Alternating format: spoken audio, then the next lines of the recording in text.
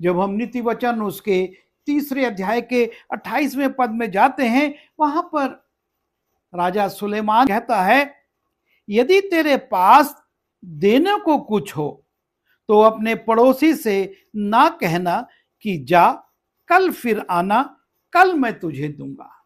हम आज की बात कल पर ना टालें।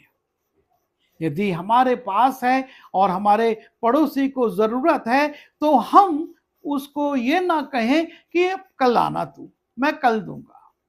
परमेश्वर ऐसा नहीं चाहता। परमेश्वर चाहता है कि हम जो सामने है काम, उसको तुरंत पूरा करें। अक्सर हमारे संसारिक कर्तव्य, हमारी संसारिक योजनाएं, हमारी संसारिक इच्छाएं हमको परमेश्वर के पीछे होने से या उसके काम करने से रोक देती हैं। एक बहाना हमारे जीवन में आ जाता है और परमेश्वर ये चाहता है कि हम जो चुनौती आई है, जो मौका मिला है, उसका तुरंत उपयोग करें।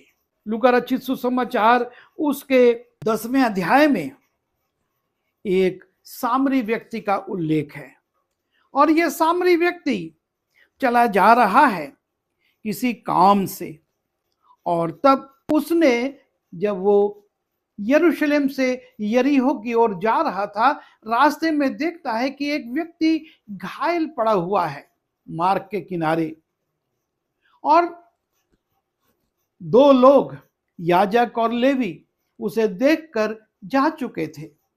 और जब यह सामरी आता है और यह देखता है तो वहां रुक जाता है। इसके पास भी काम है, ये भी किसी जरूरी काम से यरूशलेम से यरीहो को जा रहा है, लेकिन ये वहां पर रुक जाता है। यदि ये व्यक्ति सोचता कि मैं यरीहो चला जाता हूं, पहले अपने काम को पूरा कर लो और उसके बाद लौटकर इस घायल यात्री की मैं सहायता करूंगा, तो जब तक वो अपना काम करके लौटता तब तक शायद ये व्यक्ति मर चुका होता या जंगली जानवर इसको फाड़ चुके होते। रक्तस्राव के कारण इसकी हालत और बिगड़ चुकी होती। पर ये सामरी व्यक्ति अपने काम को प्राथमिकता नहीं देता, लेकिन उस जीवन को बचाने के लिए वो वहां रुक जाता है। जो संसाधन उसके पास थे, जो कपड़े थे, जो तेल था, जो दाखरस था, उसको वो उसके जख्मों पर लगाता है, पट्टी बांधता है, अपनी सवारी पर बैठाता है और फिर वो एक ऐसे स्थान की ओर जाता है जहां पर कि उसको सराय मिल जाए, और सराय में पहुंचाकर दिन भर उसकी सेवा शुश्रूषा करता है और उसके बाद सराय के मालिक को पैसा देकर आगे बढ़ जाता है कि जब मैं लौटूंगा तब अगर तेरा कुछ और लगे तो मैं दे दूंगा। वो उस काम को, उस सेवा को, उस घायल व्यक्ति को प्रथम स्थान देता है। वो टालता नहीं है कि मेरा काम अधूरा रह जाएगा, मौका निकल जाएगा, मेरा इतना आर्थिक नुकसान हो जाएगा। संसार में यह सब होता रहता है, लेकिन हमको इस बात पर विचार करना है कि हम, जो हमारे सामने चुनौती है, जो हमारे सामने काम है, उसको हम पहला स्थान दें। यदि यह सामरी चला जाता और जब तक लौट कर आता तब तक शायद सब समाप्त हो जाता। उसको मन में एक सिर्फ मलाल रह जाता कि अरे मैं इसके लिए ये नहीं कर सका।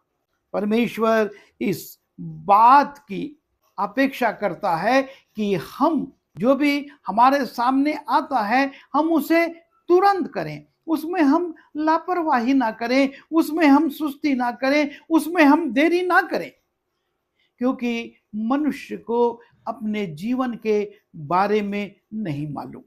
हम नहीं जानते कि हम कल कहां पर होंगे, हम किस परिस्थिति में होंगे, और जब हम आज के काम को कल पर टाल देते हैं, हम उस काम को पूरा कर पाएंगे या नहीं, इसकी कोई भी गारंटी नहीं। इसका कुछ भी निश्चय नहीं कि वो काम हो पाएगा कि नहीं। हमारे जीवन में बहुत सारी ऐसी चुनौतियां हैं, बहुत से ऐसे कर्तव्य हैं, बहुत से काम हैं जिनको हम छोड़ना नहीं चाहते, जिनको हम टालना नहीं चाहते, और हम परमेश्वर के काम को, परमेश्वर की इच्छा को टाल देते हैं। और उसका परिणाम ये होता है कि वो काम नहीं हो पाते और हम उस आशीष से जो उस काम को करने की थी उससे वंचित हो जाते हैं। वो आशीष हमारे जीवन में नहीं आ पाती है।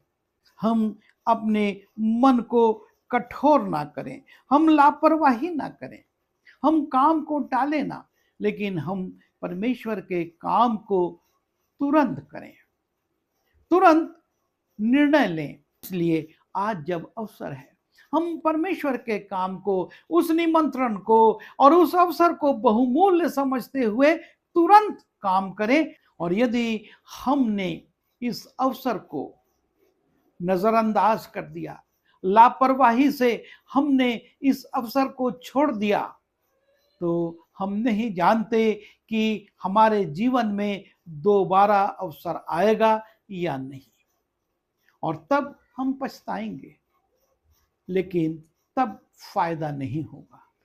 तब हम सोचेंगे पर कुछ लाभ नहीं होगा।